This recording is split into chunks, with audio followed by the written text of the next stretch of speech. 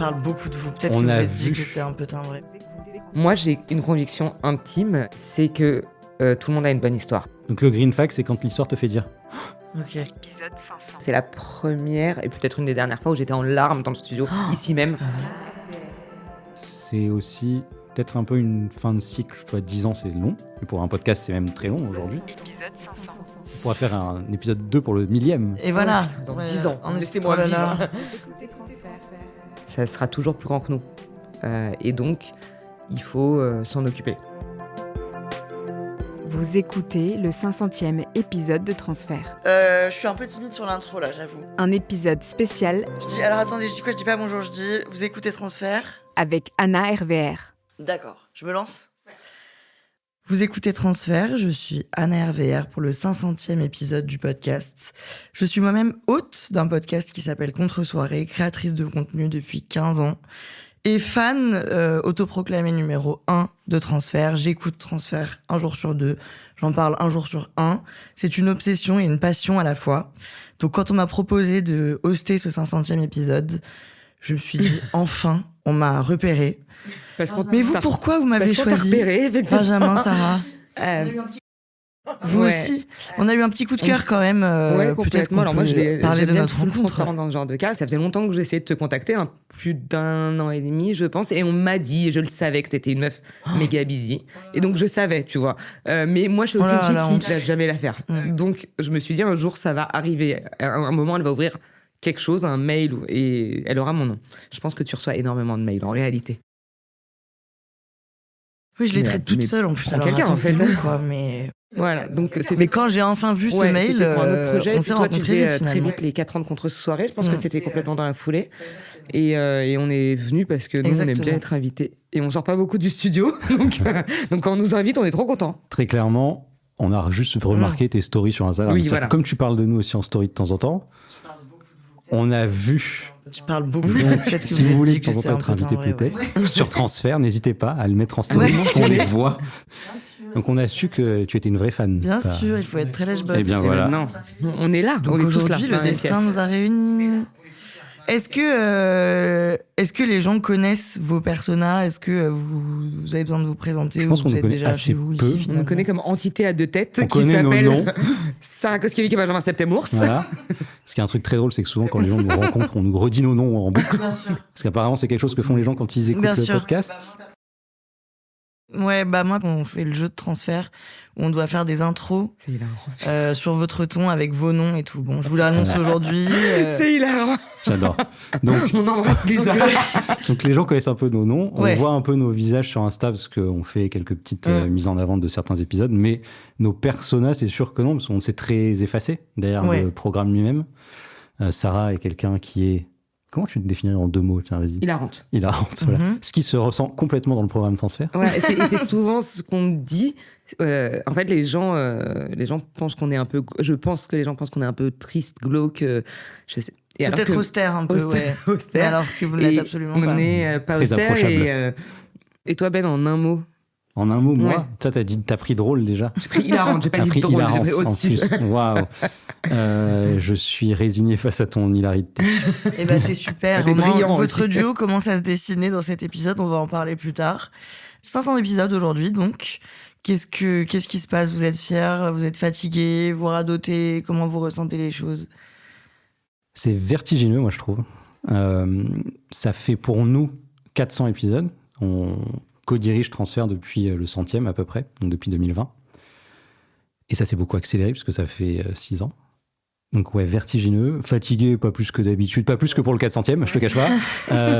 Mais oui. Moi, je commence à avoir plus de. J'ai pas trop de pression en général concernant le contenu. On va sans doute en reparler.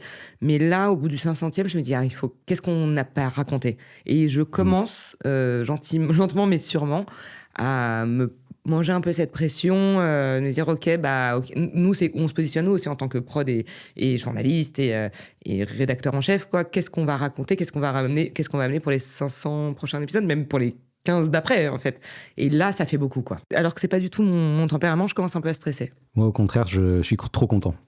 c'est vrai. Par rapport à ce qu'elle dit là, c'est-à-dire que effectivement, on est au 500e, c'est super. Tu vois, il y a ce truc d'anniversaire très fort, sans compter que c'est aussi les 10 ans, etc.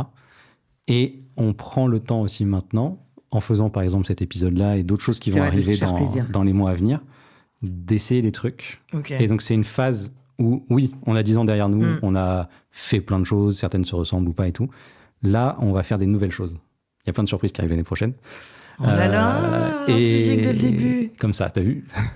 Et moi, c'est un truc qui m'enthousiasme beaucoup. Voilà, moi, je suis hyper névrosée. Bon, bah, tu vois, au moins, voilà, c'est ce que je nos disais. Personas, tu vois. Nos personas, Voilà, c'est ça, les la vérité. personas sont dressés. Lui, il est calme, moi, je suis névrosée, c'est ça, c'est ça un la équilibre réalité. parfait, l'un balance l'autre. Moi, je suis très heureuse d'être là aujourd'hui, et encore plus parce que quand on s'est rencontrés, je vous l'avais remarqué, je vous ai enseveli de questions. Donc je suis ravie d'être là et je suis ravie de du coup passer cet épisode à vous poser les questions que moi en tant qu'auditrice dont j'aimerais les réponses. Donc avant qu'on commence à vraiment creuser, on va se faire un petit croustille. Qu'est-ce que les gens, selon vous, pensent savoir de transfert qu'en fait ils ne savent pas du tout? Là, on peut écouter un petit extrait de certaines autres personnes qui travaillent avec nous sur Transfert et qui ont décrit des petites phases de leur travail que les gens connaissent pas.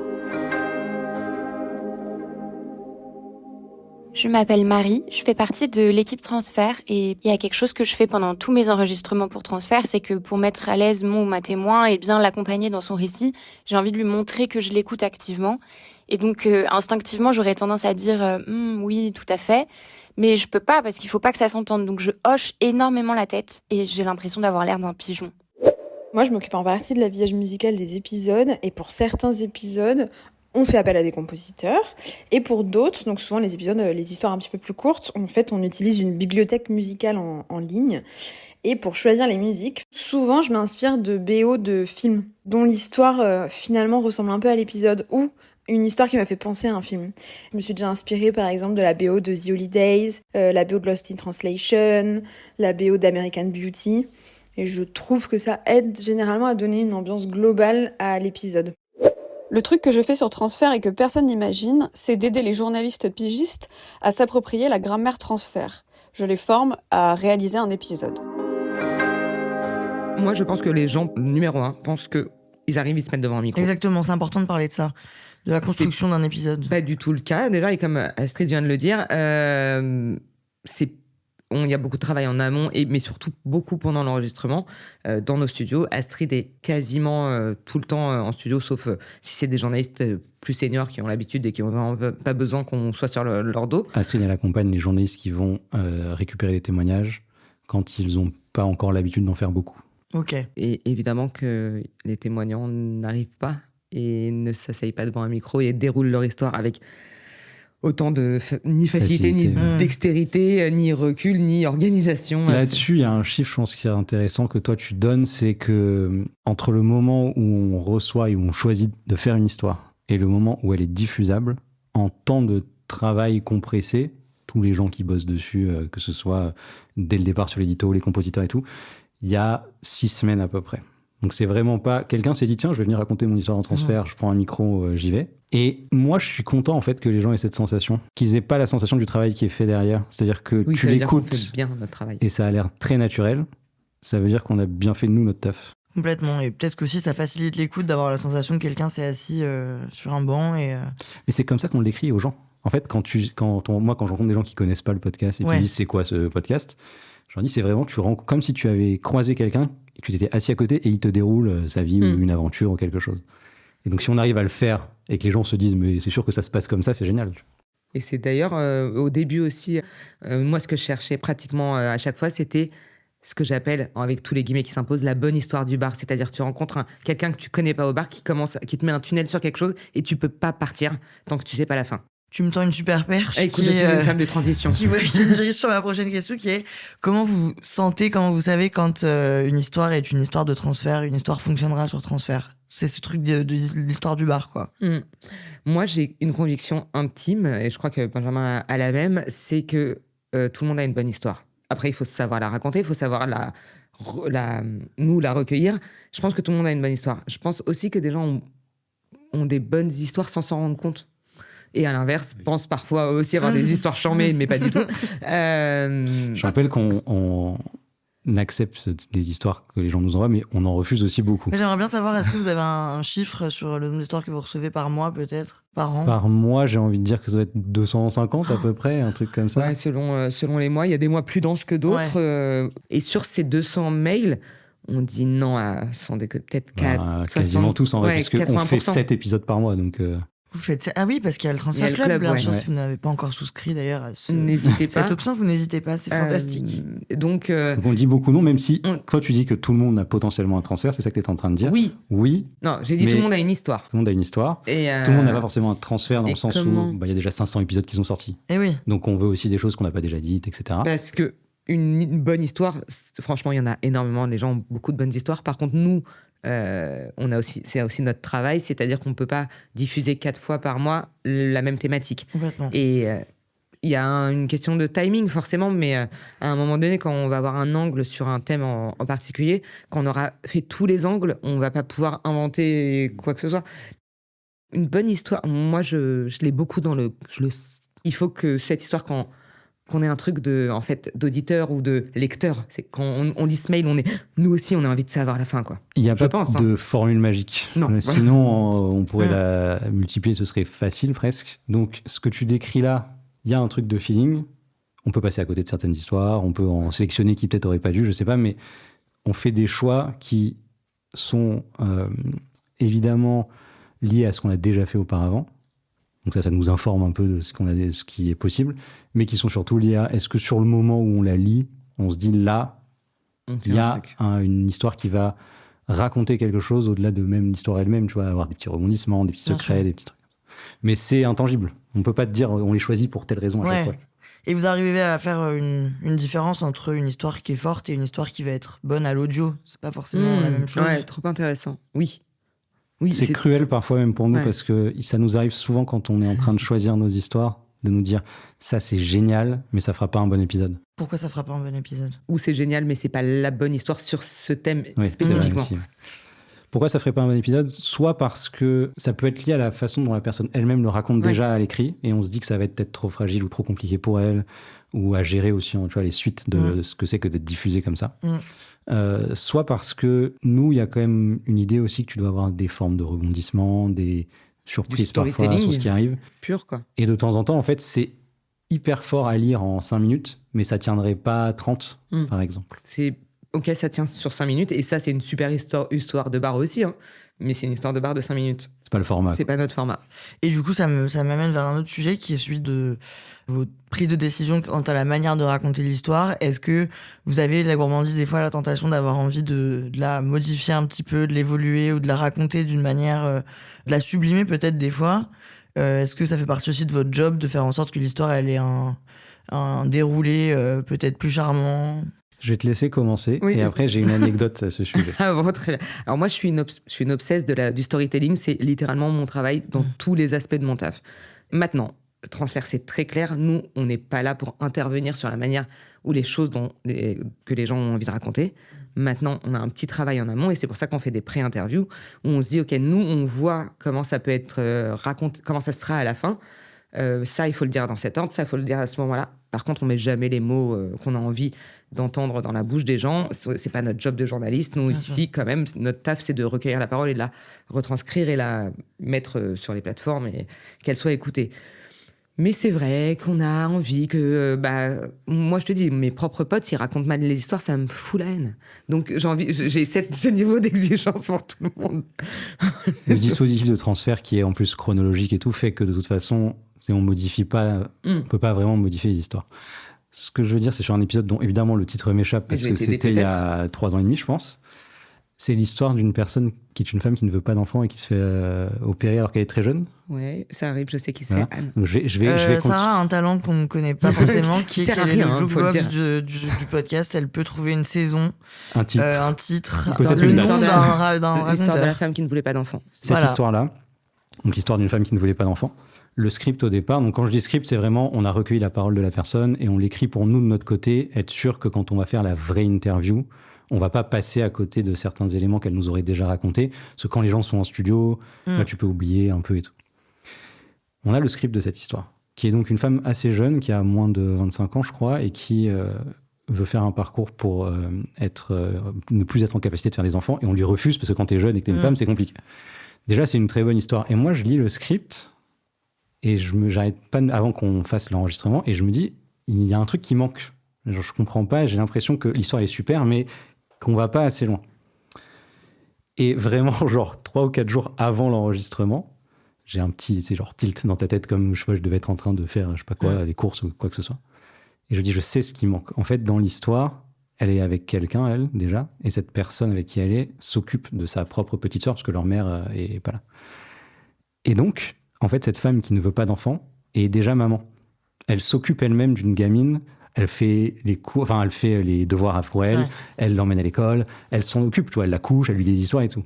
Et ça a transformé un peu l'épisode. Et l'épisode moi j'aime beaucoup cet épisode final. C'est un de mes épisodes préférés. Il est hyper fort parce qu'il y a ce thème médical très intense, mais en plus, ça raconte l'histoire d'une personne qui ne veut pas être maman, mais qui l'est par la force des choses alors qu'elle ne voulait pas l'être. Et qui le vit très bien, c'est pas genre... qu'il n'avait pas conscientisé, donc on lui chuchote lors de l'enregistrement. Moi, j'étais là lors de l'enregistrement et je pense que c'est la première et peut-être une des dernières fois où j'étais en larmes dans le studio, ici même. Ah, et non, mais en fait, tout est très fort dans ce qu'elle raconte. Ça me donne envie d'aller le réécouter après. Elle est super en plus, cette fille, elle est revenue quelques années plus tard. Et quand on lui dit, nous, on se dit, ouais, tu veux pas d'enfant, mais en réalité, elle, dans le studio, elle n'avait pas réalisé. Elle n'avait pas réalisé. Donc, tout est hyper fort, en fait, dans cet épisode. C'est un très, très bon exemple. Mais sinon, on n'influence pas trop les gens qui nous racontent des histoires, en vrai. Mais bon, sinon, bon. Là, c'est un exemple particulier, mais qui, moi, m'a beaucoup marqué parce que l'épisode final est magnifique. J'ai un autre exemple là-dessus qui est à peu près la même chose. J'ai oublié le titre, figurez-vous. Pourtant, c'est moi qui l'ai... C'est moi qui le trouve, c'est drôle. Attends. Non, je me rappelle très bien. C'est moi qui l'ai tourné. C'est un dernier épisode que j'ai tourné. Et c'est à peu près la même chose, de manière un petit peu plus glauque, malheureusement, où la témoignante... me dit qu'elle a un truc à raconter avec son prof de yoga. Et moi, je fais la pré-interview, donc je me rappelle très bien, c'était pendant je sais pas si c'était un confinement ou un couvre-feu, et on parle très très longtemps avec eux au téléphone, et puis au bout d'un moment, elle me raconte que quand elle fait des salutations au soleil, le prof est derrière, se colle à elle. Très bien l'épisode. Ouais, et cette femme, et puis au bout d'un moment, je lui dis bon, ok, on raccroche. Et puis je la rappelle 2 heures plus tard, je lui dis écoute, tu sais que c'est des viols? Elle me dit, non, pas du tout. Tous les profs, ils font ça, non? Je dis, non. Tous les profs, ils font pas. Donc, je me dis, ok, je vais essayer un peu je vais essayer un peu dormir dessus. Et puis, elle me rappelle quelques jours plus tard. Je lui dis, écoute, pour moi, ça va être difficile de produire cet épisode ou de t'interviewer si on peut pas. Il y a une responsabilité, on va sans doute en parler. Je te dis pas qu'il faut prononcer le mot viol parce que c'est ton histoire, je veux pas te mettre ce mot-là dans la bouche. Par contre, il faut que tu le conscientises un petit peu parce qu'on peut pas raconter juste l'histoire d'un prof qui se met derrière ses élèves et c'est ça la normalité du yoga, c'est pas la réalité. Et en fait, on a parlé plein de fois au téléphone et elle arrive, son chemin, transfert fait partie de son chemin. Après, elle a fait la thérapie et puis elle a fini par porter plainte. Mais il y a des moments aussi où on raconte des choses graves et ces choses graves, elles sont écoutées par des femmes qui peut-être vivent ça autre part. Et moi, s'il y a une gamine à l'autre bout de la France qui fait du yoga et qui a un prof qui est trop collé à elle, je veux pas qu'elle pense que c'est la normalité, il faut qu'elle aille porter plainte. Je propose qu'on écoute 1 ou 2, parce que là on parle de nos anecdotes un peu de tournage. On peut écouter aussi, on a des vocaux de nos journalistes qui racontent leurs anecdotes un peu de tournage favorites. Bonjour à toutes et à tous, je suis Louise Régent, je suis journaliste et autrice pour les podcasts de Transfert. Aujourd'hui, j'aimerais vous parler d'un épisode que j'ai beaucoup aimé faire, qui s'appelle La petite fille de Bucarest. C'est l'histoire de Sofia qui est née en Roumanie à l'époque de Ceausescu et qui a été adoptée à l'âge d'1 an environ, qui a grandi en France et qui est repartie pour essayer de trouver son histoire, ses racines et savoir d'où elle venait. Et cette histoire m'a beaucoup touchée parce que c'est vraiment, d'abord, c'est la petite histoire dans la grande histoire. Et puis surtout, c'est une deuxième naissance. Sofia est née 2 fois. Et ça, c'est quelque chose qui m'a beaucoup marqué. En tout cas, j'ai adoré enregistrer cet épisode avec elle. Et c'est une chance rare de pouvoir enregistrer des survivantes et des survivants. Et Sofia a fait de son histoire de rescapée des orphelinats de Ceausescu une victoire et une renaissance. Et ça, je trouve ça très beau. Alors j'ai évidemment énormément de belles rencontres et de beaux moments avec les témoignants de transfert parce que c'est toujours un lien qu'on crée avec eux. Mais je voulais juste raconter ma rencontre avec Francine, 98 ans. C'était en 2024, fin février 2024. C'était une journée où il faisait un peu beau et je suis parti donc de Paris pour faire 2 heures de route et arriver près d'Arras dans le nord pour rencontrer cette dame qui m'attendait fermement depuis longtemps dans son village et avec qui on s'est assis dans sa vieille maison, dans sa jolie petite maison, avec qui on a discuté 1 heure de tout et de rien avant de démarrer l'interview. Et donc, elle m'a raconté l'histoire de cette jeune femme, de cette adolescente de 14 ans qu'elle était et qui a décidé de devenir résistante parce qu'elle trouvait injuste que les Allemands occupent la France dans sa jeunesse. Eh bien, elle a commencé à résister, à faire des petits actes de résistance et puis de plus en plus intense. Et puis, elle a été arrêtée. Elle n'a jamais voulu s'excuser face à un Allemand. Et c'est une très belle histoire, mais c'est aussi et surtout une très belle personne et j'avais l'impression qu'elle en avait 30 de moins et que voilà, on a discuté après de longues heures. Finalement, ce qui était encore plus intéressant, c'était tout le récit de sa vie après l'interview. C'est ça qui m'a marqué aussi. Et puis j'ai appris il y a quelques jours que son histoire était remontée jusqu'à l'Élysée, qu'elle avait été décorée de la Légion d'honneur. Donc je suis très heureux pour elle. Je me souviendrai toujours de cette journée et quand je suis rentré sur Paris, j'avais vraiment l'impression d'avoir passé une journée extraordinaire avec une personne extraordinaire. Je m'appelle Nina Pareja, je suis journaliste et j'ai bossé sur pas mal d'épisodes de Transfert. Il y a beaucoup d'épisodes qui ont une place particulière dans mon cœur.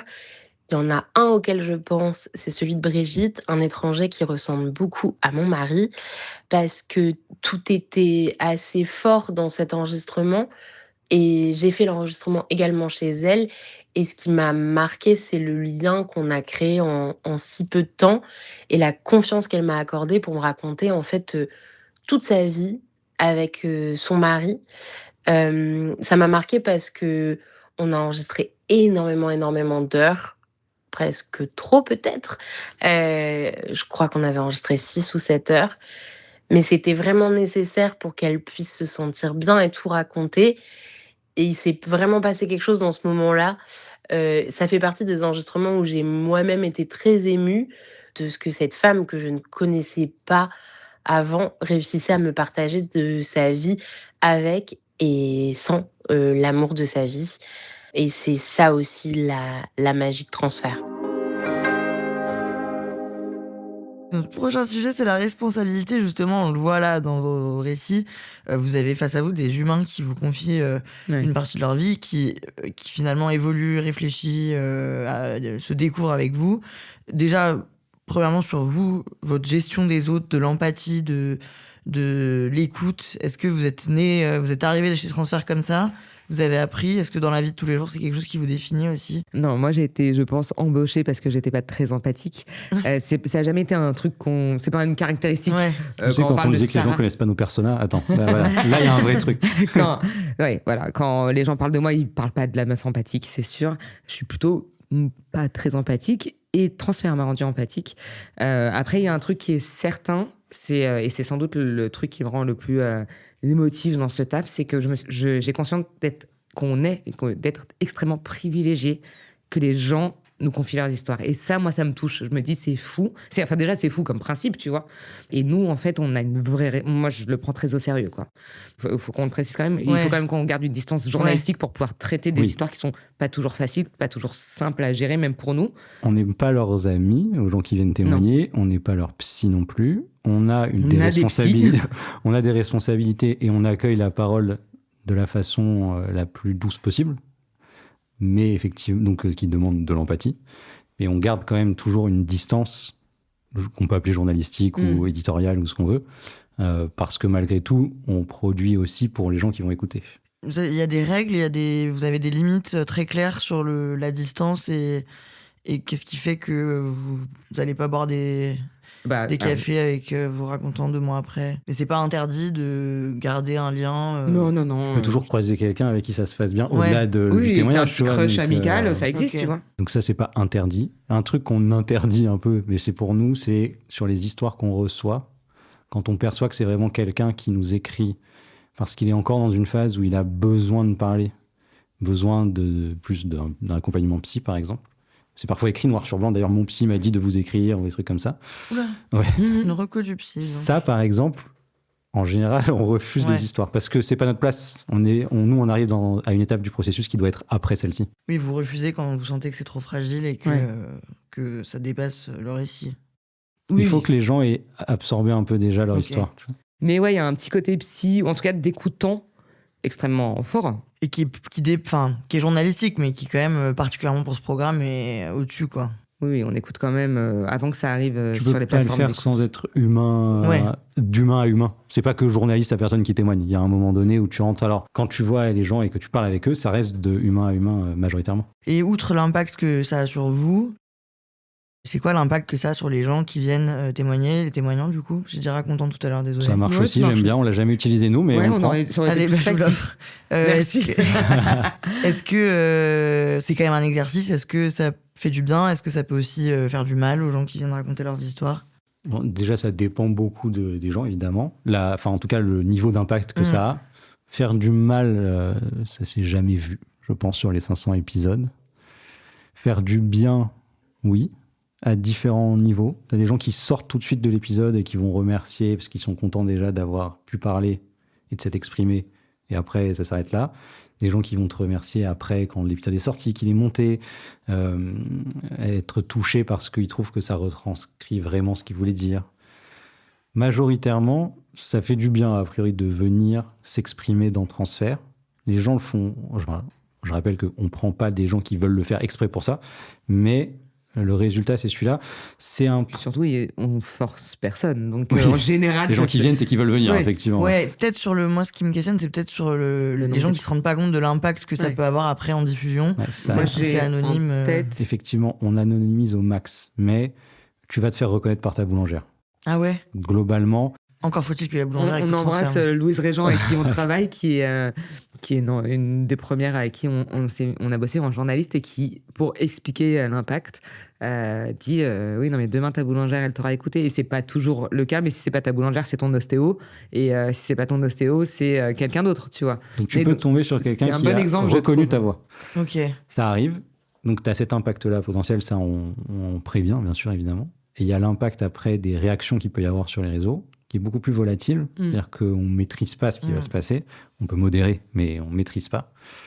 Et ça, généralement, on conseille déjà aux gens de juste pas aller voir les posts sur leurs commentaires. Ouais. Alors, je vais moduler un peu ce que je viens de dire. Majoritairement, les gens qui réagissent en positif. Ils viennent dire que l'histoire les a touchés, qu'ils se reconnaissent, etc., etc. Il peut arriver sur certaines histoires que le public majoritaire n'accroche pas à la personnalité de la personne qui raconte, par exemple, ou au fond de l'histoire, et ça se tourne très vite sur une invective de la personne qui raconte. Et ça, c'est déjà assez inadmissible parce que la personne, elle raconte son point de vue et son histoire. Sa vérité, donc laisser les gens tranquilles. Quoi. Et là-dessus, on essaye plutôt de les préserver. Mais c'est très rare, en réalité, déjà. On a plutôt une communauté bienveillante jusqu'à présent. Et quand ça arrive, on essaye de modérer au max et de ne pas y exposer les gens qui racontent. Les gens qui racontent, ils viennent... Et après, on essaie de les exposer le moins possible à la suite.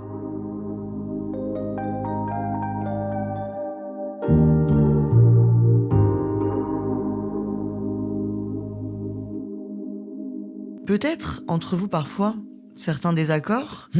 On va peut-être parler de ça. Rarement ou non, c'est ironique? Au fil sur la sélection des histoires, tu veux dire? Par exemple, sur la construction d'un épisode ou sur le choix d'un épisode. Alors moi, j'ai un petit préambule. Je pense qu'on se fait assez confiance aussi chacun l'un l'autre sur sa ligne de nage. Il y a des trucs, moi, je vais complètement dire, ok, prends la décision que tu veux, je suis avec toi. Et de toute façon, c'est toujours comme ça. Et inversement, où Ben me dit, je te fais confiance. Je crois que ça arrivait encore cette semaine où tu m'as dit un truc et je lui ai dit, tu me fais confiance? Il m'a dit oui. Je lui ai dit, bah alors voilà, fin de la discussion. Et Ça arrive donc qu'on soit pas d'accord. mais on se laisse convaincre par l'autre, souvent. pour choisir des histoires, c'est peut-être le truc où on est le moins d'accord. Quand on choisit des histoires, donc Benjamin et moi, on les lit ensemble, le même jour à heure dite, comme on te l'a dit. Et on est pas souvent... Non, on est souvent d'accord, parfois en désaccord. 70% de d'accord, je dirais. Et on est en désaccord, mais vraiment, c'est vraiment l'embrouille la plus naze de France, parce que je sais que... Enfin, je pense que toi aussi, tu sais que je vais être d'accord ou pas d'accord avant même d'avoir parlé, et inversement. Et moi, des fois, je sais que je vais devoir me battre contre un truc, contre son argumentaire, ça va me saouler, tu vois. Mais, et puis après, aussi, on se fait kiffer dans le sens où, des fois, je dis à Ben, si t'y crois, on y va. Et même si moi, je sais que je suis pas, c'est plutôt dans ce sens-là, parce que moi, je dis souvent beaucoup plus non que Benjamin a des histoires. Je suis un petit peu sévère. Mais j'ai raison quand je dis oui, donc non, ça va. vraiment, alors maintenant, mais même rétrospectivement, je pense que t'as tort. Et au-delà de ça, non, tu verras. Je sais, Il y a des types d'histoires qu'on préfère l'un et l'autre, c'est aussi ça. Après, oui, ça c'est hyper évident. Je sais pas si vraiment les gens s'en rendent compte. Moi, par exemple, il y a des histoires qui vont me toucher personnellement, mais de manière très triste. J'ai pas envie de produire. Enfin, tu vois, j'ai pas envie de le faire. J'ai pas envie que ça fasse écho à une maladie, un deuil, que sais-je, qui m'est personnel. Et c'est vraiment très difficile parce que c'est là où tu vois la limite entre le journaliste et les personnes qu'on est. Donc, soit on décide, si l'histoire est exceptionnelle d'une manière ou d'une autre, j'essaye de pas trop m'impliquer dessus. Ben, t'es un peu moins comme ça parce que. Moi, rien le matin, tu sais, finalement. Non, mais voilà, moi, j'ai 2-3 thématiques extrêmement perso, ça me casse la tête, quoi.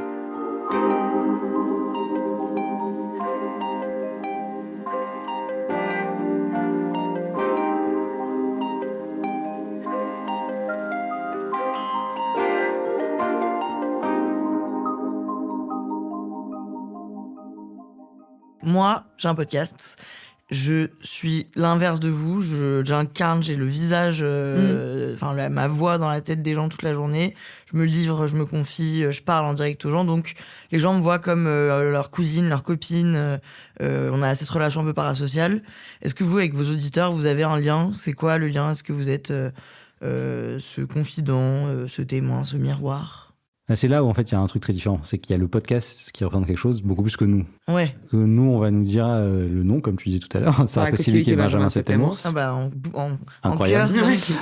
Et les gens vont surtout nous dire à quel point Transfert peut les toucher, peut aussi faire en sorte qu'ils se sentent pas seuls sur certains sujets, parce que beaucoup de gens qui nous écoutent se reconnaissent dans des histoires qu'on partage. Et toi, c'est quoi ton rapport avec ce truc parasocial ? Moi, excuse-moi, je suis obligée de poser la question. Moi, j'adore. C'est vrai, les gens, il y a plein de gens qui sont fans de toi.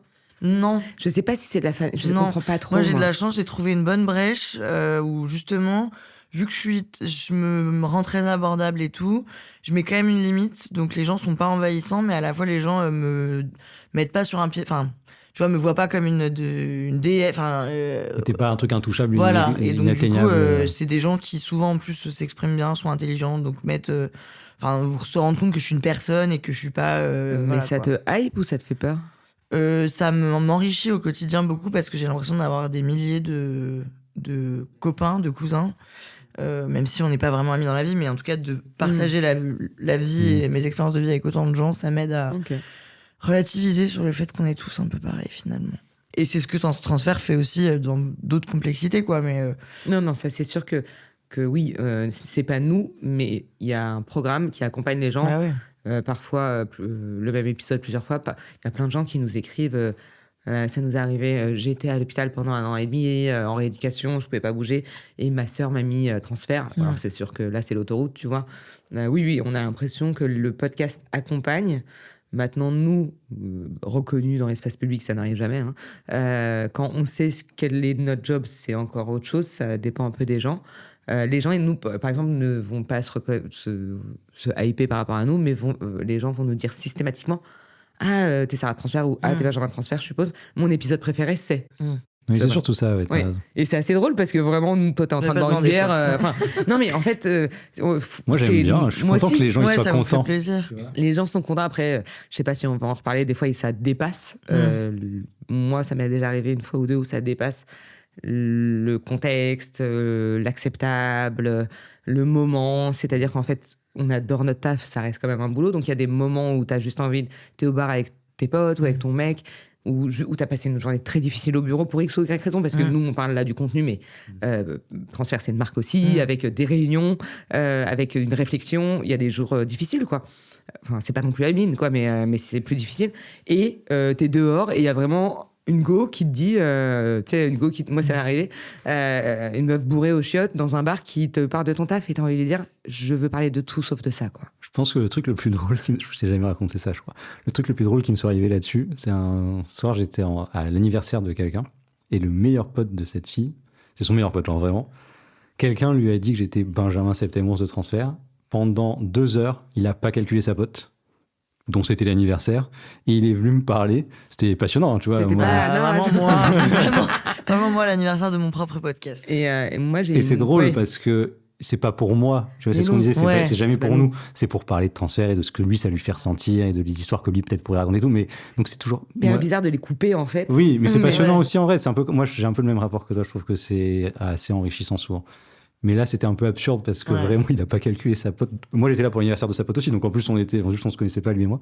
C'était très drôle, ça. Mais malgré tout, malgré enfin, on voit à quel point ça a un impact sur les gens. Est-ce que je sais pas, je vois pas à quel point c'est une de vos motivations. Est-ce que c'est votre seule motivation? Est-ce que ça représente quelque chose de l'impact que ça va avoir sur les gens, ce que ça fait pour les autres, quoi? Je me rendais pas bien compte jusqu'à très récemment parce qu'en fait, moi, 1 million ou 1,3 million de personnes, je sais pas ce que c'est, ou 1,3 million de petits pois, je sais pas ce que c'est. Par contre, j'arrive à me rendre compte qu'à chaque fois que j'en parle en société, bon, je suis pas non plus une socialite, mais quand j'en parle à l'extérieur, il y a quelqu'un qui connaît Transfert, ou mon ostéo, ou machin. Donc je me rends compte que ça a un impact. C'est un peu dur je crois que j'ai pas envie trop de me mettre cette pression. C'est un peu intangible, c'est difficile à quantifier parce qu'on y est moins exposé directement malgré tout, parce qu'on est très caché derrière Transfert, le programme et tout. On y pense d'une certaine façon quand on fait les histoires, mais pas dans un sens de essayer de contenter les gens qui écoutent. Ça, c'est pas du tout dans notre logique. J'ai l'impression que c'est le process plus, enfin c'est toute la construction qui compose votre épanouissement entre guillemets. C'est pas tant de, enfin, est-ce que le fait de produire quelque chose et de le mettre dans le monde c'est important pour vous, ça vous motive ou pas? Ça oui, au-delà de Transfert. Enfin, je vais répondre pour moi, mais toi c'est littéralement t'écris aussi des livres par exemple. Ouais. Ça, je pense que c'est un de nos moteurs à tous les deux de base dans notre façon de fonctionner, c'est de vouloir produire dans le sens fabriquer, mettre au monde quelque chose. C'est sûr et certain. Dans le cadre de Transfert spécifiquement aussi, évidemment, mais tu vois, tu parlais donc du rapport avec les gens qui écoutent. On a une responsabilité envers eux comme envers les gens qui viennent nous témoigner. Donc une responsabilité de raconter des belles histoires, qu'elles soient bien racontées, etc., etc. On ne prend pas sur nous, par contre, une responsabilité d'essayer de contenter les gens qui écoutent. Okay. Et ça vient probablement du fait qu'on est des journalistes à la base. Oui, et un des trucs que tu apprends quand tu es journaliste, c'est que tu racontes des choses parce que tu estimes, ou ta rédaction estime qu'elles méritent d'être racontées, et pas parce que les gens veulent les entendre. Et ce sont deux choses très différentes. Nous, on ne prend pas des histoires parce que les gens veulent les entendre. On prend des histoires parce qu'on estime qu'il faut les entendre. C'est très intéressant, ça m'éclaire un truc que j'avais jamais cerné en effet sur... vous partez donc du postulat que vous avez cette légitimité de savoir, enfin de comprendre ce qui est intéressant, en tout cas ce qui vous parle. Quand vous produisez un épisode, est-ce que vous pensez pas forcément à votre auditeur? Vous pensez à ce que vous considérez comme vraiment, bon? Moi, j'y pense presque jamais. Je suis désolée. Tu penses à lui dans le sens où tu fais la chose bien. Ouais. Si tu veux que la chose finale, elle soit bien faite. Bien sûr. Donc, quelqu'un qui l'écoute reçoit un épisode qui est bien fait, agréable à écouter, bien monté, etc., etc. Mais c'est pas ça qui décide de ton choix de faire une histoire ou une autre. Mais tu vois, évidemment, il y a plein de velléités de montage. Des fois, les épisodes, on est vraiment obligé de travailler très fort en post-prod pour les sublimer. Et la question que je demande à mes journalistes de se poser en permanence et qu'on se pose à nous-mêmes, c'est est-ce que tu écouterais ça sur une plateforme? C'est seul moment qu'on parle de l'auditorat, mais oui, moi j'estime très, très, très fortement qu'on a une légitimité. On n'est pas non plus journaliste depuis 2 minutes et demie, on a beaucoup travaillé en amont dans d'autres rédacs, mais tu vois, là, pendant que Benjamin a expliqué très justement avec des termes très clairs sa réponse, moi je sais que quand j'écris des livres, j'écris plus des livres pour raconter l'histoire que pour qu'on me dise Alors, je suis trop contente si les gens sont contents, tu vois, et ont aimé. Mais je suis pas par terre si les gens me disent j'ai pas aimé. T'as peut-être pas aimé parce que ça te mais moi, l'histoire que je t'ai racontée, j'estime que je t'avais bien racontée. Et vous êtes... Alors, je sais pas si les stats ont quand même une importance, peu importe, pour que le format il continue d'exister, que les gens puissent être payés. Est-ce que le fait que certains épisodes performent plus que d'autres, ça finit par impacter votre réflexion sur ce qui fonctionnerait, le choix des mises en avant? Conséquemment, je ne vais pas mettre une histoire en avant parce que je pense qu'elle va faire des bons chiffres. Je vais mettre une histoire en avant si j'en mets une en avant. Et encore, ça, c'est un autre sujet. Parce que je trouve que c'est une belle histoire. Moi, les chiffres, genre, je m'en protège aussi parce que je sais que Ben veille au grain, hein, tu vois. Mais ça me permet, je vais dire un truc hyper prétentieux. Ça me permet de faire un truc créa, tu vois, de rester dans la créativité, qui est vraiment le niveau zéro de la créativité, puisque ce n'est pas mes histoires, ce ne sont pas mes histoires, mais me dire, moi, je dis tout le temps, l'important, c'est le récit, pas les personnes, par exemple. Mais c'est aussi, pour moi, l'important, c'est le récit, quoi qu'il arrive. Donc moi, je regarde quand même les chiffres un petit peu. Mais parce que je le vois comme une grille de lecture, un petit peu de savoir effectivement comment les gens réagissent, etc. etc. Ça ne devient pas une grille de création. Jamais. Après, c'est intéressant aussi de savoir de temps en temps que certains types de récits peut-être résonnent un peu plus avec les gens. La façon dont on les a fait peut-être a été un peu différente. Ou, tu vois, il y a plein de trucs potentiels qui font que ça a mieux ou moins bien marché. T'arrives à peut-être pouvoir me dire statistiquement ce qui marche le mieux. Ouais, ça, c'est quasiment impossible. Il y a des typologies d'histoires un petit peu qui marchent mieux que d'autres, mais ça va dépendre. Est-ce que le drame attire plus, moi, le scandale? J'attends la réponse. Ça peut changer ça dépend tous les 6 mois. En fait, c'est ça qui est intéressant aussi. Comme on fait beaucoup de choses quand même qui sont très différentes malgré tout. Ce qui est sûr, c'est que tu peux avoir une forme de lassitude si tu fais toujours les mêmes types d'histoires, mais ce qu'on veut éviter. Et après, je vais citer une typologie d'histoire qui est la favorite de Sarah, que j'adore, qui sont les récits de vie. Qui est une catégorie qui n'existe pas, hein, bien sûr, mais qui sont des... Je crois que je commence à aimer au bout de 51 ans. Un truc sur lequel je me bats régulièrement pour qu'on en fasse, qui sont des récits qui sont au très long terme, qui durent parce que transfert, c'est souvent quelques années de vie ou une aventure. Quelques années, un point de bascule et la vie d'avant, le point de bascule. Définissez ça alors? Il y a des gens qui viennent avec des histoires qui durent 60 ans et qui sont passionnantes pendant 60 ans. Alors, j'adore ça. C'est pas 60 ans où il se passe des trucs tous les 6 mois, mais ça dessine une fresque de leurs 16 ans à leurs 60, par exemple. Et ça marche souvent très bien, par exemple. Des choses dont on sait aussi qu'elles fonctionnent mieux que d'autres, mais qui sont un peu indépendantes de nous, parce que c'est pas que sur transfert. Souvent, les récits de personnes âgées fonctionnent bien. Ah, c'est vrai? Ouais. J'allais dire justement, moi, c'est ce qui me... Alors, c'est horrible de dire ça, moi, je suis pas méchante, mais c'est ce qui m'attire le moins. Toi, c'est quoi ta typologie moi, je pense que je reste quand même cette fan de télé-réalité originelle, donc les histoires de couple, les histoires le drame me plaît, quoi. J'aime la trahison. Ça fait longtemps qu'on n'a pas fait du full telenovela. Moi, j'ai eu la chance de pouvoir choisir un épisode qui allait être mis en avant pour fêter cet anniversaire. J'avais choisi, comment il s'appelle, une histoire de et de magie. Comme un conte de Noël. Comme un conte de Noël, t'as pris comme un conte de Noël. Ah oui, c'est vrai. Sur cette dame qui rencontre un monsieur dans le train et... Qu'on a reçu, tu as entendu il y a quelques mois dans... Non. Si. Elle est revenue dans un Que sont-ils devenus? Le monsieur? Non, elle. Elle, non, j'aurais trop aimé plus. Ah ouais, si tu veux... Elle est revenue? Elle est revenue pour raconter. Je lui ai dit, en fait, c'est ton mec ou c'est pas ton mec? Enfin, maintenant, qu'est-ce qui se passe? Et on va pas le spoiler, mais... C'est dans Transfert Club. C'est dans Transfert Club, mais je t'enverrai le lien direct pour que t'aies pas à le chercher si tu veux. Je trouve que tout était réuni. Je trouve que aussi, ce qui est très important, c'est... En plus, la voix, elle est belle, le ton, il est bon. Et peut-être que tu as raison, ce truc de plus courte période, ça se passe en 3 jours, sur 3 jours. Et du coup, je suis dedans pendant 3 jours. Moi, c'est le genre d'histoires qui me font vibrer. Bah voilà, et qui finissent pas forcément bien, d'ailleurs. T'as ta petite typologie à toi. Voilà, mais comme quoi, on est tous très différents. Je pensais qu'il y avait une vérité générale. Mais ça vous est déjà arrivé d'avoir un truc un peu magique, de justement avoir une histoire précise en tête et qu'elle arrive et que quelqu'un vous écrive et que ce soit ce truc-là? Alors, on a aussi, il faut quand même le dire, c'est très important, on a aussi un pôle de journalistes avec qui on travaille. Qui cherchent. On leur dit ça, ils cherchent. Alors là, par exemple, je repense à Louise Régent, mais c'est aussi le cas de tous les gens avec qui on travaille, en disant, là, j'ai dit à Louise, il y a pas très longtemps, je cherche ça. Et vraiment, le lendemain, elle m'a dit, voilà, je la vois demain. Eh ben, très bien. Parce que aussi, je sais pas si les gens se rendent bien compte, mais c'est important de le dire parce que c'est quand même un énorme travail de la part des journalistes de transfert. C'est des gens qui ont des réseaux, pas seulement des trucs à ce qu'on appelle c'est pas seulement des sources à l'ancienne, tu vois. C'est des gens qui connaissent des gens. Et en fait, des journalistes qui ont 40, 50 ans, ils ont aussi des dizaines de sujets qui ont été refusés dans d'autres rédacs. Moi, je suis la red chef qui dit on t'a refusé des sujets, envoie-les-moi. Il y a forcément un truc qui marche pour Transfert. Et puis moi, je vais dire un truc, il y a quand même 2-3 sujets que j'entends parfois, je sais pas, sur les pieds sur terre, où je me dis, putain, j'aurais bien voulu. Ah ouais, tu peux être un peu jalouse. Non, c'est pas de la jalousie, je me dis, en fait, non, je suis hyper admirative. C'est de l'admiration professionnelle. Ouais, non, et puis en général, tu sais, c'est aussi les mêmes, c'est un petit milieu aussi. Bien sûr. Et je me dis, ah ouais, franchement. Il y a beaucoup de journalistes qui bossent sur plusieurs programmes, donc ils connaissent notre rédac, mais la rédac de, je sais pas, des Pieds sur Terre ou d'autres rédacs. Et je sais pas, mais tu vois, par exemple, les Pieds sur Terre, ils font vachement bien les vieilles qui jouent au casino, je te dis n'importe quoi, mais et qui font fortune et après qui perdent tout. Ça, moi, j'adore ce genre d'histoire. Moi, j'aime j'aime le storytelling pur. C'est qu'on m'amène quelque part.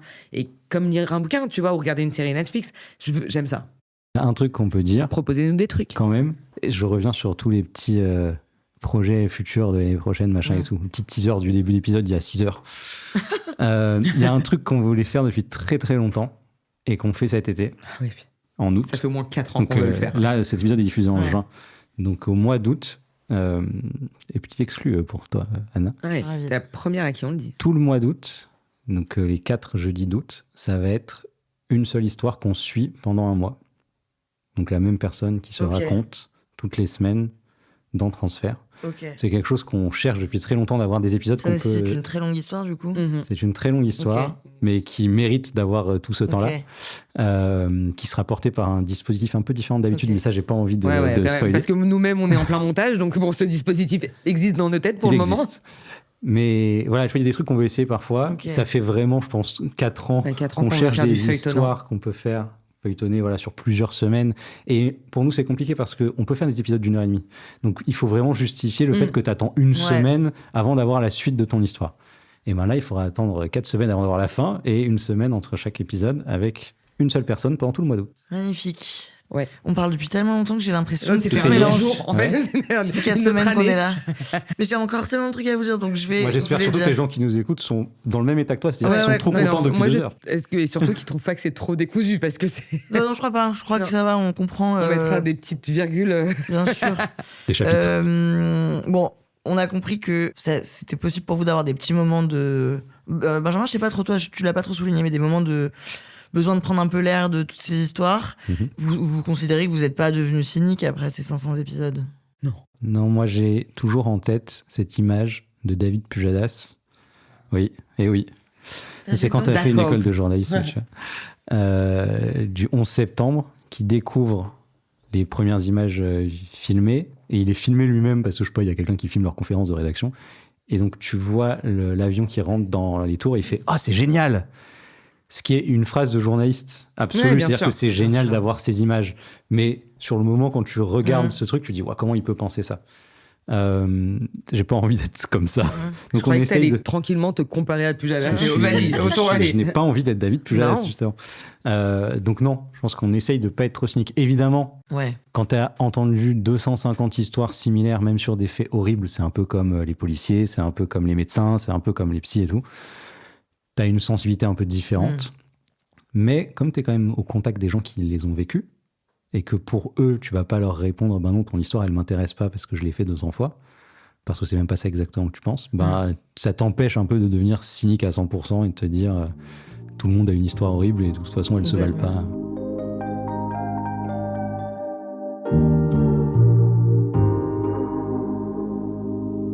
Du coup, parlons d'avenir.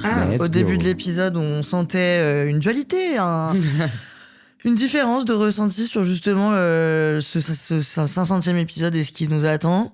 Toi, t'es anxieuse plutôt. Moi, je suis anxieuse tout le temps. Oui, aussi, faut le dire. Mais... Et moi, j'ai hâte tout le temps. Est-ce que justement, là, vous avez la sensation aussi d'avoir atteint une certaine légitimité, d'avoir prouvé ce que vous pouviez faire, d'avoir...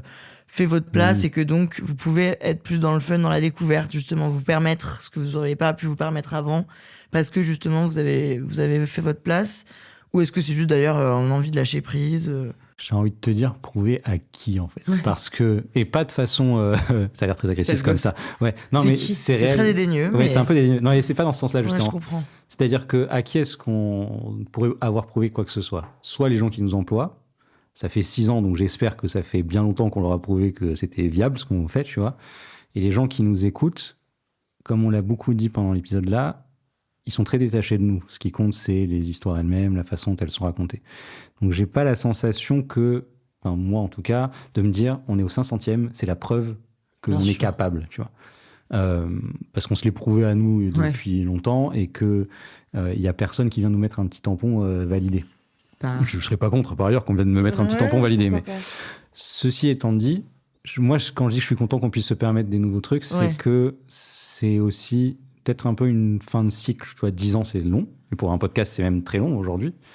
Et je pense que c'est ça qui ouvre des portes. C'est pas tant qu'on a prouvé quelque chose. D'accord. Parce que sinon, ça aurait été peut-être avant. Tu vois, on a prouvé depuis longtemps qu'on peut faire des millions d'écoutes, etc., etc. C'est plus que on arrive à un moment où c'est chouette de se renouveler. Ça fait donc 10 ans que le podcast existe sous cette forme-là, 6 ans que c'est nous, qu'on a fait beaucoup évoluer par rapport à ce qui était aussi quand on l'a récupéré, mais qui reste avec des formules spécifiques. Je pense que c'est plus ça. C'est plus de se dire, on est arrivé au bout d'un premier cycle, on va en lancer en deuxième.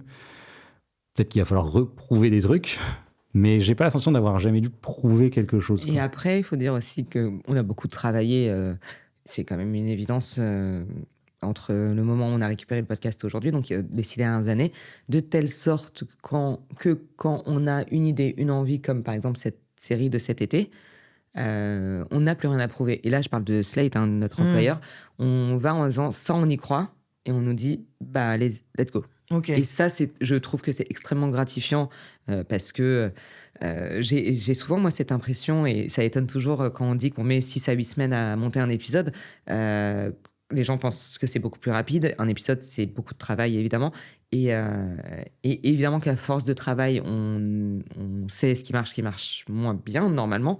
Et comme on a beaucoup travaillé, aujourd'hui, on peut se permettre peut-être de tout autant travailler, mais en essayant des choses qui vont peut-être pas marcher du tout. Et c'est pas grave, enfin, c'est pas grave. C'est moins grave. Mais limite. En tout cas, quand on va voir la personne qui est au-dessus de nous, chez Slate, et qu'on lui dit, voilà ce qu'on aimerait essayer, on y croit vraiment. A priori, parce qu'on vient de passer 6 ans à consolider une marque qui était déjà existante et assez belle, mais à la force, tu vois, à la sueur de notre front, on nous dit, OK, allez-y, essayez. Et ça marche, j'en mets. Et ça marche moins bien, on serait un petit peu déçus, ouais. C'est-à-dire que cet été, on va faire un mois entier avec une histoire. Évidemment, si les gens sont pas au rendez-vous, ça va être... Oui, c'est vrai que c'est une prise de risque. C'est une vraie prise de risque, tu vois. Et mais on là, peut-être qu'il faut qu'on prouve que notre idée, elle est bonne, je l'accorde. Mais même ça, c'est pas une question vraiment de prouver ni aux gens, ni aux personnes qui nous emploient. C'est de se dire, on teste un truc.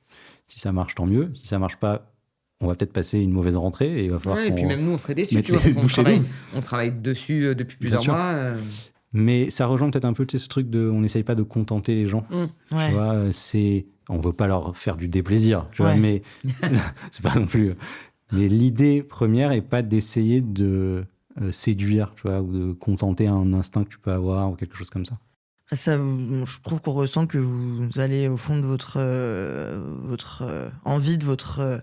ça vous fait plaisir à vous avant toute chose, et c'est peut-être ça aussi qui fait que ça fonctionne, c'est parce que vous le faites avec de l'entrain. Oui.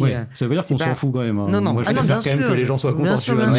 Mais on a envie d'essayer des trucs, c'est normal. Et moi, c'est perso, un truc de créa aussi, tu vois. Et moi, ce que vous dites là, à titre perso, là, je vais prendre un instant juste pour moi, en tant que Anna, en tant que créatrice de contenu et podcasteuse et tout, ce que vous dites, ça m'inspire beaucoup sur... Moi, j'ai tendance justement à réfléchir à l'inverse et à vouloir contenter et faire en sorte que ça fonctionne. On enlève du coup un peu... Oui, mais si demain, ces gens n'existent plus, est-ce que tu es fier d'écouter ce que tu as fait ? C'est ça la question. C'est ça la bonne question. Oui, mais je pense que par expérience, en effet, c'est toujours la bonne réflexion de le faire avec de la conviction et avec l'entrain de moi, ça me plaît, donc si ça peut plaire aux autres et pas l'inverse. Qu'est-ce que dans l'évolution du podcast, on veut quand même protéger? Qu'est-ce qui est l'essence que vous voulez garder, que vous voulez chérir? Tes petites obsessions, ça va. Alors, j'espère que vous avez 7 heures devant vous. Évidemment, moi, on est toujours au service de l'histoire. Moi, c'est ce qui m'obsède du matin au soir de toute ma vie, c'est les histoires, quoi. Bien les recueillir, bien les redistribuer aux auditrices. Ça rejoint exactement ce que tu étais en train de dire sur ton propre travail, ne pas avoir honte de ce qu'on produit et pouvoir l'écouter dans 10 ans et être trop fier d'avoir participé à ça. Pour moi, ça, c'est intraitable. C'est l'histoire est en priorité avant toute chose. Évidemment, quand on parle d'histoire, on ne peut pas ne pas parler des témoignants et des témoignantes. Comme je l'ai dit, moi, j'estime que c'est un énorme privilège d'être ces personnes-là. Donc, on essaye au maximum de les protéger, hyper, bosser dans le sens de leur histoire et de ce qu'ils veulent raconter. Je trouve qu'on a compris que pour les prochains 500 épisodes, vous aviez des petits plaisirs coupables que vous attendiez. Oui. Est-ce que vous avez un rêve démesuré, un truc qui vous semble inatteignable ou que vous placez très haut pour Transfert? Ou un rêve mesuré, mais une grande ambition. Oui. Alors moi, j'ai un rêve absolument atteignable, c'est que d'une manière ou d'une autre, on arrive à un tout petit peu, stabiliser le workflow, parce que t'as capté, là, ça fait 2 ans qu'on parle, donc on est très habité par ce programme. Conséquemment, moi, j'ai beaucoup de mal à déléguer, Benjamin aussi, je pense, et j'ai envie de tout écouter 150 fois. Je pense que je mourrais avant le programme, tu vois, ce rythme-là, parce que c'est pas tenable à 2 épisodes par semaine, 7 épisodes par mois, d'être à ce point-là. Mon rêve mesuré, ça serait peut-être de prendre des vacances, tu vois. Moi, j'ai un rêve démesuré qui va à l'encontre de son rêve. C'est aussi là-dessus qu'on est parfois un peu, c'est que... Ça va m'énerver tellement en une seconde. Moi, j'aimerais bien qu'on arrive à faire d'autres formats. Voilà. On a des idées déjà, évidemment, de plein de trucs, mais aujourd'hui, tu as Transfert, le flux. C'est un épisode ou 2 par semaine, entre 30 et 1 heure, 30 minutes et 1 heure. Et je suis sûr qu'il y a de la place pour d'autres choses, pour pouvoir raconter d'autres histoires. En fait, c'est pas dans l'idée de juste de faire un format différent. J'aimerais que tu m'en donnes plus. Par exemple, je suis persuadé qu'il y a des histoires qu'on refuse parce qu'elles seraient bonnes en 3-4 minutes, qu'on pourrait faire autrement pour qu'elles soient très bien en 3-4 minutes et ce serait quand même Transfert. En fait, d'appliquer la marque, mais surtout la patte Transfert sur d'autres histoires qu'aujourd'hui on refuse. Et sur d'autres plateformes ou sur toujours sur un podcast? Sur d'autres plateformes potentiellement. Tu vois, des histoires courtes comme ça serait peut-être très chouette sur Insta. C'est une excellente idée. Et puis on en avait parlé déjà. Quelle prod du qui à la prod? Faut embaucher des gens. Voilà. Et puis là, par exemple, dans 2 mois, je rappelle que donc là, on est en juin, on a bientôt un live. Ça n'existait pas avant. On fabrique un truc nouveau, tu vois. Et c'est un truc qu'on voulait faire depuis longtemps, mais on n'avait pas trop craqué encore la façon de le faire. Donc là, on va tester Transfert sur scène, sans faire un enregistrement d'épisode, parce que c'est pas le truc le plus fun à faire sur une scène, mais ce sera l'émotion de Transfert, les ressentis de Transfert sur une scène pendant 2 heures et quelques. Et tu vois, c'est un nouveau format. Je pense que les gens adoreraient. On dit c'est le Trianon le 8 septembre. Oui, on peut le redire d'ailleurs. Oui. Ça sera le 8 septembre 2026 au Trianon à Paris et la billetterie est dans la description, bien sûr, évidemment. Et dans la description on ne sait pas. Mais cherchez sur Internet. Je pense que les gens adoraient. N'hésitez pas, si vous voulez faire 12 Trianons, assister à des enregistrements. Je ne sais pas à quel point c'est possible ou pas. On peut en parler maintenant. Je pense que c'est trop important d'en parler, que les gens aient bien conscience de ça. Une des grammaires absolues de Transfert, c'est l'anonymat. Pour énormément de raisons plus ou moins évidentes. La première, c'est qu'on protège, on vient de passer 2h30 à l'expliquer, on protège les témoignants, y compris et surtout sur les histoires lourdes, deep. Voilà, nous, il y a des gens qui nous écrivent en disant « je ne témoignerai pas si c'est pas anonyme ». Bon, nous, ça tombe très bien, chez nous, tout le monde est anonyme. Conséquemment, les mettre sur scène. Moi, je vais pas mettre une meuf sur scène dans une boîte noire au milieu d'une scène à Paris pour qu'elle témoigne d'un truc hyper... C'est peut-être pas le bon endroit, mais... Ça dépend des histoires, mais ça dépend de comment ça peut s'adapter. Déjà, on va en faire un. Et après, on réfléchira à en faire peut-être d'autres. Le Cirque du Soleil, mais pour le moment, on va tenter des choses. On va devoir conclure cet épisode, malheureusement. J'ai l'impression ça fait que 10 minutes qu'on parle. Et moi, j'ai l'impression que il y a grave de trucs que j'ai pas dit. Je pense, mais... C'est pas grave. On pourra faire un épisode 2 pour le 1000e. Et voilà. Dans 10 ans. Laissez-moi vivre. Où est-ce qu'on sera dans 10 ans? Bon, c'est encore une autre angoisse. On va faire un petit exercice que j'ai très hâte de faire. Je vais vous poser des questions un peu plus, peut-être, tangibles, avec des réponses peut-être un peu plus rapide. On essaie de se faire du tac au tac. Allez. Non, mais c'est ce qui me passe. Moi, je suis trop contente parce que franchement, tout le monde nous pose des questions, on met des tunnels. Moi, j'aime trop les conversations chill. À la fois, quoi. n'hésitez pas à me tunneler un peu quand même sur ça. D'accord. Est-ce que vous pensez à un épisode que vous conseilleriez à quelqu'un qui n'a jamais écouté Transfert, qui représente l'essence même du podcast? C'est très compliqué de choisir, je pense. Moi, je prendrais une journée comme celle de la veille. Ah ouais. Je dirais pas pourquoi, voilà. Ok. Tu voulais une réponse pas courte mal. Et moi, je prendrais, ça va t'étonner, Benjamin Septemours, figure-toi. Je vais prendre l'enfant du convoi 20, qui a un vrai chemin de vie. Donc, on l'a dit, c'est pas mon ADN, mais c'est une super histoire. Et Transfert, c'est aussi ça, c'est conserver des histoires dans l'espace culturel. Justement, un épisode que vous ne conseilleriez pas pour commencer le podcast. Purement parce que c'est celui par lequel tout le monde commence tout le temps, le premier. Mais qui est super, par ailleurs. Qui est fantastique, mais c'est ton esprit de rébellion, quoi. Voilà. Je me dis, tout le monde commence par celui-là. Enfin, beaucoup de gens commencent par celui-là parce que c'est le plus facile. Choisissez un autre. Le 4e, le 5e. Cliquez au pif, peut-être. L'éléphant à deux têtes, qui, je crois, qui est dans le club et qui est, moi, c'est une raison très précise, qui est une super histoire. On est très fiers que la personne nous l'ait confiée. Moi, c'est la première fois que j'ai pris des jours après avoir travaillé sur un épisode qui était vraiment très dur à produire et évidemment à raconter pour la témoignante. Et moi, j'en pouvais plus. J'ai pris 2-3 jours, mais là, un peu plus même. Je pense que j'ai pris 3-4 jours, vraiment, ouais. Mais ouais, c'est un peu... Donc, c'est pas le truc qui est le commencer. plus vendeur, ouais. Mais qui est un super témoignage au demeurant. Est-ce que vous arriveriez, ça me ferait très plaisir, à me dire l'épisode qui vous a le plus marqué, vous a le plus touché, peut-être? Moi, là-dessus, on va écouter un petit vocal d'un des compositeurs, parce qu'on a des compositeurs sur Transfert qui font les musiques originales sur quasiment tous les épisodes. Et il en a choisi un qui est donc un peu beaucoup passionnément. On peut écouter pourquoi. Hello, ici Arnaud Denzler, musicien. Je suis un des compositeurs qui travaille sur la musique des épisodes de Transfert. Et je voulais vous parler d'un épisode sur lequel j'ai bossé et qui m'a particulièrement marqué. C'est l'épisode 196 qui s'appelle Un peu, beaucoup, passionnément et qui raconte l'histoire de Sacha, qui est passionné à la fois par l'aviation et le graffiti. Sa passion pour l'aviation le destine à devenir militaire. Sauf qu'il commence à faire du graphe en même temps, ce qui sur le papier paraît un peu incompatible. Et c'est un épisode qui m'a particulièrement plu, étant moi-même passionné de culture hip-hop et de graffiti. Mais au-delà surtout de cette proximité avec le sujet, c'est que j'ai le souvenir d'avoir composé la musique directement en studio avec Benjamin Septem pour avoir quelque chose de complètement sur mesure pour l'épisode.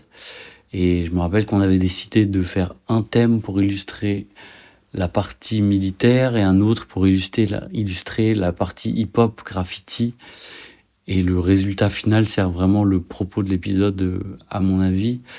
Donc voilà, si je dois garder un seul super souvenir de toutes ces années passées à travailler sur Transfert, c'est celui-là. Et je suis d'accord avec lui parce que, il en parle dans son vocal, c'est un épisode sur lequel on a pu composer ensemble en studio. Souvent, il compose à distance et après, c'est moi qui fais le montage final. Et là, comme on avait vraiment une volonté d'une composition évolutive pendant tout le morceau, on a pu se retrouver ensemble et écrire la musique au fur et à mesure et c'était trop chouette. Et ça, j'aimerais, tu vois, un rêve démesuré. J'aimerais trop que tous les épisodes, on puisse être en studio avec les musiciens et prendre vraiment le temps de le faire. Mais je trouve que y a eu des moments de musicalité dans le podcast qui m'ont, moi, personnellement, même ému. Enfin, je trouve que c'est très fort aussi dans la construction d'un épisode et on n'en a pas beaucoup parlé, c'est vrai. Merci, ça me touche beaucoup. Moi, j'ai 100% oublié la question. Voilà. L'épisode qui t'a le plus marqué, qui t'a le plus touché, ton épisode, quoi. On dirait que je vais être une vieille meuf qui se cite elle-même. Je vais citer citer quelques années, mois avant ce qu'on a appelé les procès de Mazan et l'affaire Pellico. Benjamin, je ne sais plus par quelle truche, m'a reçu un mail d'une PR qui avait un livre à promouvoir d'une fille qu'on ne connaissait pas. Il se trouve que c'est Caroline Darian. Et puis, on reçoit le PDF. Moi, j'ai horreur de lire en PDF. Je lis ça pendant l'été. Voilà, je dis ça pendant l'été et on se décide de faire cette histoire et très vite, alors je sais pas si c'est très clair, mais en fait on fait très peu d'épisodes, nous. On est plutôt à la management, à la direction, à la production. Moi, j'ai dû faire 3 épisodes. Quand en tu 6 dis ans. faire les épisodes, ça veut dire être Aller les gens interviewer. qui font les interviews. C'est-à-dire C'est faire ça. notre métier de journaliste. Et très vite, quand j'ai fini de lire ce livre, je me dis que je veux pas que cette histoire soit, et je vais mettre des guillemets aussi, abîmée par les journalistes, dans le sens où ça me paraît gros, fou. Pourquoi personne n'en parle? C'est hyper touchy. De quoi s'agit-il? Pourquoi il n'y a pas de nom? C'est que des faux noms à l'époque. Il y a des initiales et tout. Donc je décide de faire de mener moi-même cette interview. Une fois encore, on ne parle pas de procès de Mazan. Les procès de Mazan n'ont existé qu'au moment des procès. On appelait juste ça l'affaire Dominique et Gisèle, quoi. Et donc, et j'y vais sans filet parce que j'ai pas envie. Je viens de lire le livre, j'ai pas envie de faire répéter à cette personne la même chose une fois en off. Et donc, je pense qu'on enregistre 2 heures. Caroline est déjà très rompue aux médias et ça m'aide beaucoup. Mais par contre, elle dit toujours la même chose aux médias. Et moi, c'est pas ce qui m'intéresse. En fait, c'est pour que tu me dises qu'il y a dans ton livre, ça m'intéresse pas. Donc, je vais la chercher. Comment on désaime un papa en un claquement de doigts. C'est hyper intéressant pour moi, le contre-pied. Bref, on enregistre cet épisode, on le diffuse, il marche très bien. Mais c'est encore très pareil avec des pseudos et tout. Et 1 an et demi plus tard, peut-être 2 ans, Il y a les plus procès. tard, il y a les procès de Mazan, tout le monde en parle et c'est super. Et en fait, tu réécoutes ce truc qui est pas du tout le témoignage des procès de Mazan, c'est juste, je suis une petite fille, je vous invite à aller l'écouter. Ça raconte un truc. Il y a un truc que j'aimerais dire, parce que tu as dit quelque chose d'important, et je pense que les gens passent souvent à côté quand ils écoutent Transfert. C'est que là, tu vois, tu as dit, moi, j'y suis allé parce que je voulais l'histoire de cette petite fille qui désaime son père. Et nous, toutes les histoires qu'on choisit, il y a un cœur comme ça à l'intérieur qui est la petite pépite qu'on a vue dans l'histoire et qui fait qu'on veut la faire raconter. Ça, c'est un truc qui est très peu explicite, parce que c'est pas dans les intros, les gens le disent pas, c'est pas comme quand quelqu'un présente, donc on ne le sait pas forcément. Et souvent, c'est quand même perçu, parce que tu vois, l'histoire, les gens comprennent ce qu'on est allé chercher, mais souvent, les gens passent à côté. Et ça, c'est peut-être une toute petite frustration qu'on peut avoir parfois, parce que du coup, les gens comprennent pas pourquoi on a choisi certaines histoires. Et c'est jamais explicite, mais ça existe. On prend pas l'histoire au hasard, quoi, tu vois. Et c'est pas juste parce que l'histoire, elle fait ceci, elle fait cela. Il y a toujours un truc à l'intérieur qui est le cœur de l'histoire qu'on veut faire raconter. Quand on a interviewé François Hollande pour les attentats de Charlie Hebdo, moi, si c'est pour me raconter Charlie Hebdo, je vais dire j'ai Internet, ça m'intéresse pas. Par contre, moi, François, je suis président de la République, je fais quoi un lundi matin, quand je suis président de la République, ça m'intéresse. Et ça m'intéresse vraiment, tu vois. Et en fait, ma journée, elle change en quoi quand il se passe ça. Et je pense que les auditeuristes qui écoutent ce qu'on est en train de dire et qui ont envie maintenant d'aller chercher parce que ça, c'est un vrai travail d'angle journalistique, quoi. C'est le cœur de notre taf. Ça se voit le plus dans les affaires les plus connues. On a fait un épisode sur le pompier, Jean-Paul, le pompier qui a trouvé le corps du petit Grégory. L'épisode, il s'appelle 16 octobre. C'est la date. Voilà, 16 octobre 84. Où, pareil, on va pas raconter le petit Grégory, en fait, en 2023, à l'époque. On va pas réinventer. Et puis, c'est pas notre travail à nous. Et nous. puis, c'est pas notre taf, ouais. Donc, moi, en tout cas, nous, ce qui nous intéresse, c'est toujours le moment où. On fait pas des portraits. C'est très important qu'on explique ça. On fait pas du portrait, on fait même pas du témoignage. Nous, on raconte des histoires. C'est extrêmement pompeux. Voilà, qu'est-ce qu'on se prend au sérieux, mon Dieu. Moi, ça me passionne. J'espère que je vais me réécouter dire on raconte des histoires avec une voix comme ça un peu rauque, tu vois. Vraiment, ça me saoulait. Tu peux le mettre en extrait. Certainement. Ça va très bien vendre. Est-ce que vous pensez à un green flag dans une histoire? Un green flag, oui, un green flag dans une histoire. Ah, c'est trop intéressant. Je trouve que c'est difficile parce que il n'y a pas un truc automatique qui fait qu'on va choisir une histoire. Il n'y a pas un petit bouton sur lequel les gens peuvent appuyer qui va faire qu'on va choisir.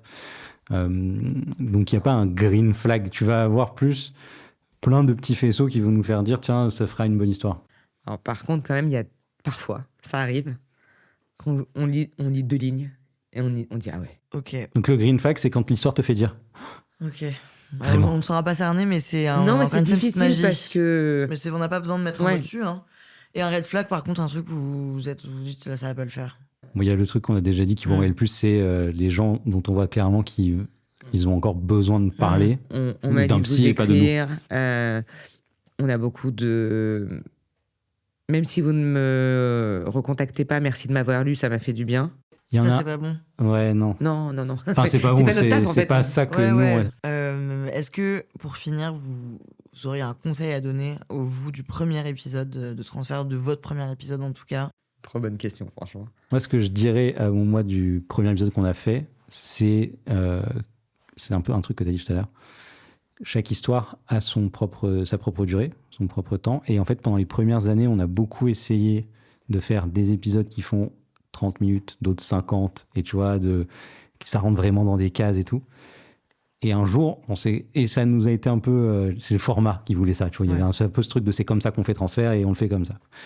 Et un jour, on s'est dit ensemble, en fait, non, chaque histoire, elle aura la durée dont elle a besoin. Et c'est vachement plus agréable à faire que d'essayer de faire rentrer les trucs dans des cases, tu vois. Donc je dirais ça, à mon mois du premier jour, je dirais, mais en fait, oubliez cette affaire de minutage. Faites les bonnes durées. Et moi, j'ai trouvé. Je dirais un truc que je dis beaucoup maintenant, mais j'ai mis du temps à le comprendre. Transfert, c'est plus grand que moi. C'est plus grand que nous, c'est plus grand. Quand je dis c'est le récit et pas les personnes, c'est ça.